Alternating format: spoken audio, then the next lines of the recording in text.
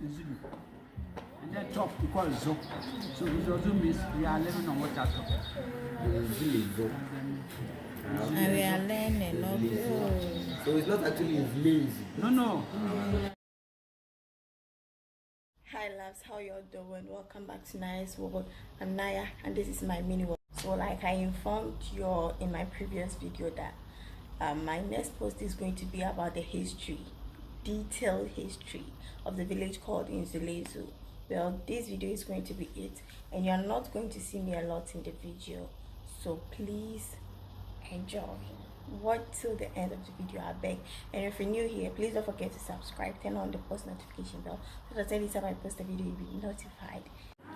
I've been appointed by the chief and to receive visitors. When they come, here's our community center. I receive the visitors, interact with them, and then give them the history about this community. So I'll now begin the history. Yama. Well, our ancestors who came and settled here, they were not Ghanaians. Because of war, that's why they came and settled here. You want to do what? No. Because of war, that's why they came and settled here. They migrated from Mali in the land of Timbuktu. The land of Timbuktu was full of gold.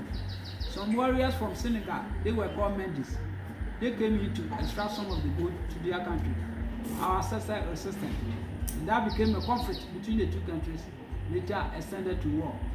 They fought for many years, and most of our ancestors in Mali were massacred as sheep or fowls. During that time, Christianity wasn't common in Africa. So our ancestors, they have their spiritual god which they worship. And the form of the god is like a snail. No one can see that god with their visual eyes. Only the fetish priest can see the god, interact with the god, whatever the god tells him, also narrate to the people. So their spiritual god told the fetish priest that the rest of the people should be evacuated from that land. Otherwise, all of them will be killed by the Senegalese. So they started moving. And that time, African countries, there was no roads, no lorry. So they walked through the forest. And numerous of people died on their journey. Pregnant mothers and children were among of them. The pregnant mothers, when you deliver in the forest, they just leave in there. Most of them died of hunger. Most of them were sick. They used the herbs to treat them. If you survive, you join them. If you don't survive, you just pass by. So those who were fit continued their journey and then came and passed by Burkina Faso. Later on appeared in Ghana. In Ghana here, their first settlement was Wanchi in Brongahafo region. From Wanchi, they moved to Techman. From Techman to Western region, they stayed at Esipon, Second. From there, they turned to Izama land. A committee on the way called Eziema. Yeah. They settled there. And from there, they passed through the coastal land. They reached at a certain committee called Bakanta at the coastal area. Well, it's a branch road. So when they reach at Bakanta, they didn't settle there. They found out that there's a river that joined a sea over there. So their spiritual god moved through the water. Then the people have to follow their god. And how can they follow their god on water? They thought it was to cut down big trees who can float on water, starting them to make raft. And they sat on it, paddled gradually, they appear here. So this river is natural. It's not a man-made water. Our ancestors came in it, and it is called River Amazule. Yeah, Amazule. When they appear here, their first location was the other side of the river. As you see the blue house over there. They made temporary houses with thatches. And originally, you don't have matches to light. They use stones. They strike the stones before they get the fire. So they cut the firewood, long ones, big ones. They gather out before striking the stone. And over there, when they appear here, they doesn't know that there's an ocean beyond here. So the sea breeze from the coastal area, when you get into the middle of the water, very strong wind. So when they go into the forest, after they have returned, most of their houses got bent because of the sea breeze, the wind, very strong over there. So they were 43 chiefs, and that's all those who appear here first. The 42 chiefs and that's all they decided to leave from here. They can't suffer double agony because of the fire outbreak. So they sprinted, and most of them went to Cote d'Ivoire. In Cote d'Ivoire, you have a river there called Abi Lagoon. That Abi Lagoon, those settling around that lagoon, they were our ancestors who moved from here to that place. So we here, we communicate with them always. because they brought their spiritual God here. We have a shrine every year on the month of April. They sacrifice the God, pouring of libation, slaughtering of sheep and fowls. During that period, those people in Cote d'Ivoire, they are invited. Most of them, they come here after celebration, then they go back. Left with one royal family. The king's name is called Jakrika and his soldiers. Here is one specific royal family who is entitled to be on the throne here. And then that specific royal family is Asuna royal family. They are entitled to be on the throne here. So if you are selected or installed as a chief, then that name bears on you. But here you can't it. The current chief is now Nana Jakrika the 7th. This language was called Moga, also a Marian name. That language, after these people have departed, he crossed the water, came down here to fish for household consumption.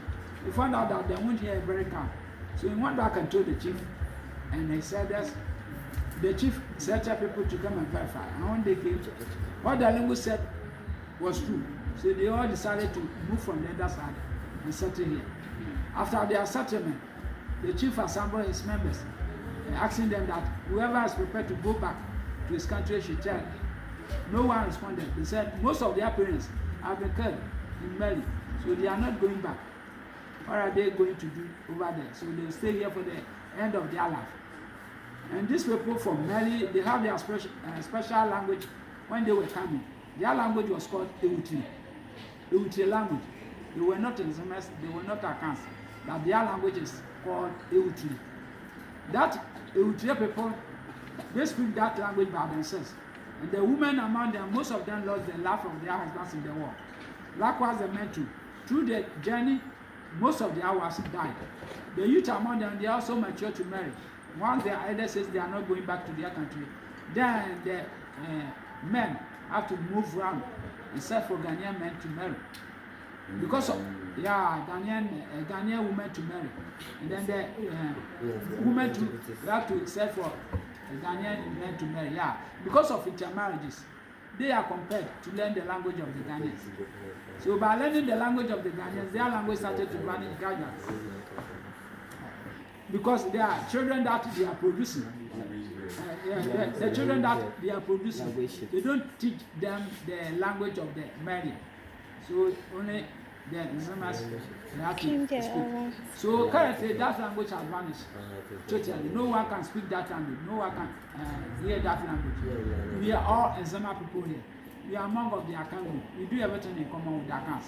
But the reason why our ancestors came and settled on water is that they thought it was when they built their structures on water, no enemies can enter here and capture them. When you're on the way coming, they will see you easily for safe and security. That's why they came and settled here. They didn't turn back again. Now we are all Ghanaians. I'm done. And please, I have a question. You talked about your shrine. Yeah, it is there. The Toga of Shrine. Yeah, and you said your brothers and sisters come here to worship it. Yeah. And I also saw a Pentecostal post down there. So, do you people living here, do they classify themselves as a Christians or traditionalists, or you do both? Every country or every town in Ghana here, they have their shrines. Well, you have Christians, and then a few traditionalists. So you have Roman Catholic here, Pentecostal here, Methodist here, and then a few traditionalists. But if you wish to go and witness some, you can go. Okay. Yeah, you are permitted to do. And then when it is time for them to do the sacrification, you are not allowed. It's a taboo because every person is being governed by the chief. So there's a rules and laws here. You are not allowed to go to the bush. You have to remain at home. So if you don't go to bush, you remain at your home. You won't go there. They don't bother you. So do people? Okay. So do people living on land move here to live here, like settle down here forever? From land, yeah. Women like from different towns, Ashanti, different towns. Cape. The women here, they all of them were not born here. Married from outside. Some people from Cape Coast, they are here.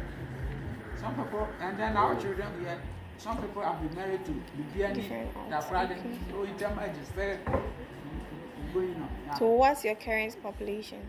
Our current population is 510. 510. Okay, thanks. So how many years have your people been here? 600 years. Mm. About it is more than that. Because 15th century they reached here. And then when you talk 15th century, it's 15 So we didn't come and meet our great fathers. It's a long time. Yes. So I'm curious about how they structure